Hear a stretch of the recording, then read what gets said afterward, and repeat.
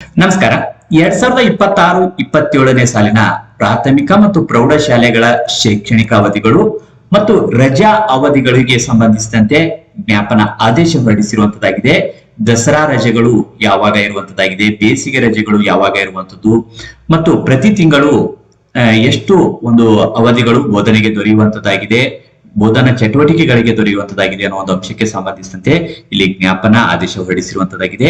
ಈ ಒಂದು ಅಂಶಕ್ಕೆ ಸಂಬಂಧಿಸಿದಂತೆ ಮುಂಬರುವಂತಹ ಶೈಕ್ಷಣಿಕ ವರ್ಷದ ಸಿದ್ಧತೆಗಾಗಿ ಈ ಒಂದು ವಿಡಿಯೋದಲ್ಲಿ ನೋಡ್ಕೊಂಡು ಬರೋಣ. ಪೂರ್ತಿಯಾಗಿರುವಂತಹ ವಿಡಿಯೋ ವೀಕ್ಷಿಸಿ ಹಾಗೂ ನಿಮಗೆ ಈ ವಿಡಿಯೋ ಇಷ್ಟ ಆದಲ್ಲಿ ಲೈಕ್ ಮಾಡಿ.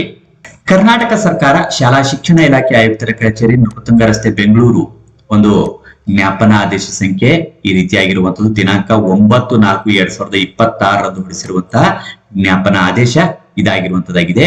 ವಿಷಯ ಇರುವಂತದ್ದು ರಾಜ್ಯದಲ್ಲಿ ರಾಜ್ಯ ಪಠ್ಯಕ್ರಮದ ಸರ್ಕಾರಿ ಅನುದಾನಿತ ಮತ್ತು ಅನುದಾನ ರಹಿತ ಪ್ರಾಥಮಿಕ ಪ್ರೌಢಶಾಲೆಗಳಿಗೆ 2026-27ನೇ ಸಾಲಿನ ಶೈಕ್ಷಣಿಕ ವರ್ಷದಲ್ಲಿ ಶೈಕ್ಷಣಿಕ ಅವಧಿಗಳು ಮತ್ತು ರಜಾ ಅವಧಿಗಳನ್ನು ನಿಗದಿಪಡಿಸುವ ಬಗ್ಗೆ ಇಲ್ಲಿ ಶೈಕ್ಷಣಿಕ ಅವಧಿಗಳು ಮತ್ತು ರಜಾ ಅವಧಿಗಳನ್ನು ನಿಗದಿಪಡಿಸಿರುವಂತಹ ಒಂದು ಆದೇಶ ಇಲ್ಲಿರುವಂತದ್ದು ಆಗಿದೆ.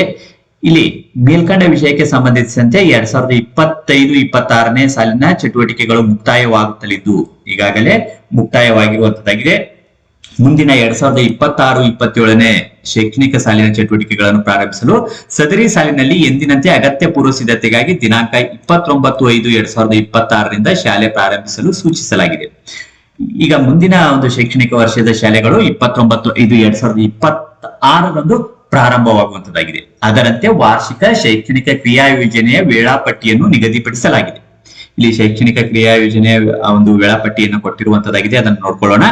ಪ್ರಯುಕ್ತ ರಾಜ್ಯದ ಎಲ್ಲ ರಾಜ್ಯ ಪಠ್ಯಕ್ರಮದ ಸರ್ಕಾರಿ ಅನುದಾನಿತ ಮತ್ತು ಅನುದಾನ ರಹಿತ ಪ್ರಾಥಮಿಕ ಮತ್ತು ಪ್ರೌಢಶಾಲೆಗಳಲ್ಲಿ 2026-27ನೇ ಶೈಕ್ಷಣಿಕ ಸಾಲಿನಲ್ಲಿ ಏಕರೂಪದ ಶೈಕ್ಷಣಿಕ ಚಟುವಟಿಕೆಗಳನ್ನು ಅನುಷ್ಠಾನಗೊಳಿಸಲು ಸಹಾಯವಾಗುವಂತೆ ಒಟ್ಟು ವಾರ್ಷಿಕ ದಿನಗಳಲ್ಲಿ ಲಭ್ಯವಾಗುವ ಶೈಕ್ಷಣಿಕ ಚಟುವಟಿಕೆ ಅವಧಿಗಳು, ಕರ್ತವ್ಯದ ದಿನಗಳು ಮತ್ತು ರಜಾ ದಿನಗಳನ್ನು ಆಧರಿಸಿ ಅದಕ್ಕನುಗುಣವಾಗಿ ವಾರ್ಷಿಕ ಕಾರ್ಯಸೂಚಿಯನ್ನು ಈ ಕೆಳಕಂಡಂತೆ ನಿಗದಿಪಡಿಸಲಿದೆ. ಶೈಕ್ಷಣಿಕ ಅವಧಿಗಳು ಮತ್ತು ರಜಾ ಅವಧಿಗಳು ಪ್ರತಿ ತಿಂಗಳಲ್ಲಿ ಎಷ್ಟು ದೊರೆಯುತ್ತವೆ ಅನ್ನೋದಕ್ಕೆ ಸಂಬಂಧಿಸಿದಂತೆ ಇಲ್ಲಿ ಕಾರ್ಯಸೂಚಿಯನ್ನು ಕೊಟ್ಟಿರುವಂತದ್ದಾಗಿದೆ. ರಾಜ್ಯ ಪಠ್ಯಕ್ರಮದ ಎಲ್ಲ ಶಾಲೆಗಳಲ್ಲಿ ಅನುಷ್ಠಾನಗೊಳಿಸಿ ಮತ್ತು ಅನುಪಾಲನೆ ಮಾಡಲು ತಿಳಿಸಿದೆ. ರಾಜ್ಯ ಪಠ್ಯಕ್ರಮ ಬೋಧನೆ ಮಾಡುವಂತ ಎಲ್ಲಾ ಶಾಲೆಗಳು, ಸರ್ಕಾರಿ ಅನುದಾನಿತ ಅನುದಾನ ರಹಿತ ಎಲ್ಲ ಒಂದು ಶಾಲೆಗಳು ಇದನ್ನ ಪಾಲಿಸಬೇಕಾಗಿರುವಂತದ್ದಾಗಿದೆ.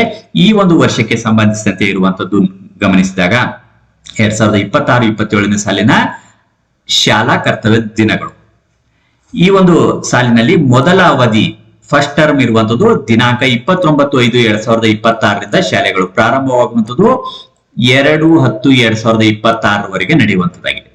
ಇನ್ನು ಎರಡನೇ ಅವಧಿಯನ್ನ ಗಮನಿಸಿದಾಗ ದಿನಾಂಕ 22/10/2026ರಿಂದ ಪ್ರಾರಂಭವಾಗಿ 10/4/2027ರವರೆಗೆ ಇರುವಂತದ್ದಾಗಿದೆ.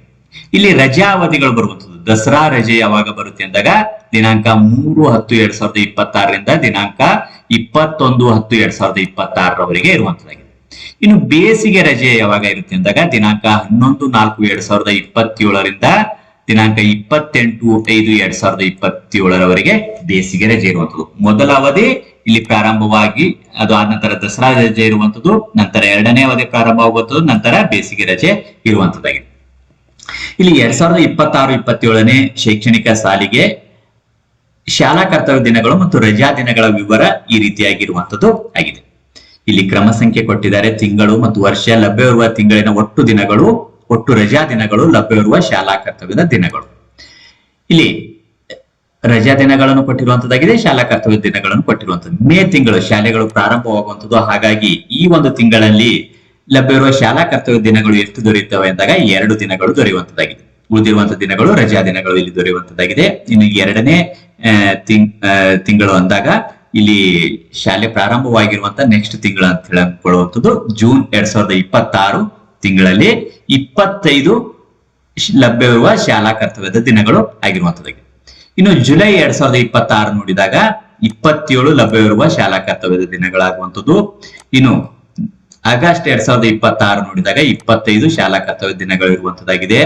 ಸೆಪ್ಟೆಂಬರ್ 2026 25 ಶಾಲಾ ಕರ್ತವ್ಯದ ದಿನಗಳು ಇರುವಂತದ್ದಾಗಿದೆ. ಅಕ್ಟೋಬರ್ 2026 11 ಶಾಲಾ ಕರ್ತವ್ಯದ ದಿನಗಳಿರುವಂತದ್ದು. ನವೆಂಬರ್ 2026 23 ಶಾಲಾ ಕರ್ತವ್ಯ ದಿನಗಳಿರುವಂತದ್ದು. ಇನ್ನು ಡಿಸೆಂಬರ್ 2026 26 ಶಾಲಾ ಕರ್ತವ್ಯ ದಿನಗಳಿರುವಂತದ್ದು.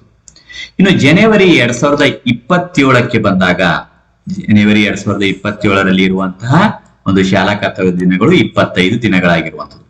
ಫೆಬ್ರವರಿ 2027 ಬಂದಾಗ 24 ದಿನಗಳಿರುವಂಥದ್ದು. ಇನ್ನು ಮಾರ್ಚ್ 2027 ಬಂದಾಗ 24 ದಿನಗಳಿರುವಂತದ್ದಾಗಿದೆ. ಏಪ್ರಿಲ್ 2027ರಲ್ಲಿ 8 ಶಾಲಾ ಕರ್ತವ್ಯ ದಿನಗಳು. ಒಟ್ಟು 245 245 ಡೇಸ್ ಶಾಲಾ ಕರ್ತವ್ಯದ ದಿನಗಳು ಇರುವಂತದ್ದಾಗಿದೆ.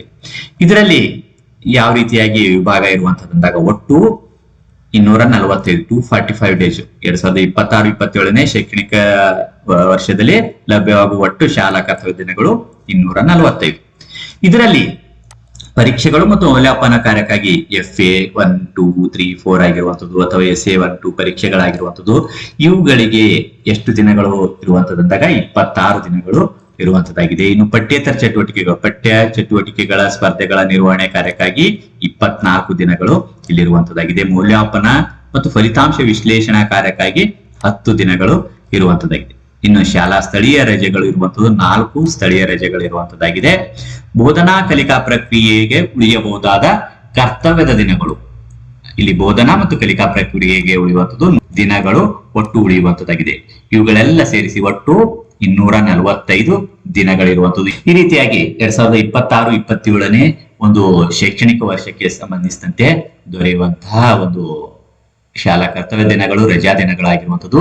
ಇವುಗಳಿಗೆ ಸಂಬಂಧಿಸಿದಂತೆ ಇಲ್ಲಿ ದಿನಗಳನ್ನ ಗಮನಿಸಿ ಮುಂಬರುವಂತಹ ವರ್ಷಕ್ಕೆ ಸಕಲ ರೀತಿಯಲ್ಲಿ ಸಿದ್ಧತೆಯನ್ನು ಮಾಡಿಕೊಂಡು ಬೋಧನೆಗೆ ಒಂದು ರೆಡಿ ಆಗಿರ್ಬೇಕಾಗಿರುವಂತದ್ದಾಗಿರುತ್ತದೆ. ಇನ್ನು ಉಳಿದಿರುವಂತಹ ಅಂಶಗಳು ಸಹ ಇಲ್ಲಿ ಡಿಟೇಲ್ ಆಗಿ ಕೊಟ್ಟಿರುವಂತದ್ದಾಗಿದೆ. ಇದನ್ನ ನೀವು PDF ರೂಪದಲ್ಲಿ ಡೌನ್ಲೋಡ್ ಮಾಡಿಕೊಂಡು ಸ್ಟಡಿ ಸಹ ಮಾಡಿಕೊಂಡು ಮುಂಬರುವಂತಹ ಒಂದು ಶೈಕ್ಷಣಿಕ ವರ್ಷಕ್ಕೆ ಸಿದ್ಧತೆಯನ್ನು ಮಾಡಿಕೊಳ್ಬಹುದಾಗಿರುವಂತದ್ದಾಗಿದೆ. ಈ ವಿಡಿಯೋ ನಿಮ್ಗೆ ಇಷ್ಟ ಆದಲ್ಲಿ ಲೈಕ್ ಮಾಡಿ. ಮತ್ತೆ ಭೇಟಿಯಾಗೋಣ. ಧನ್ಯವಾದ.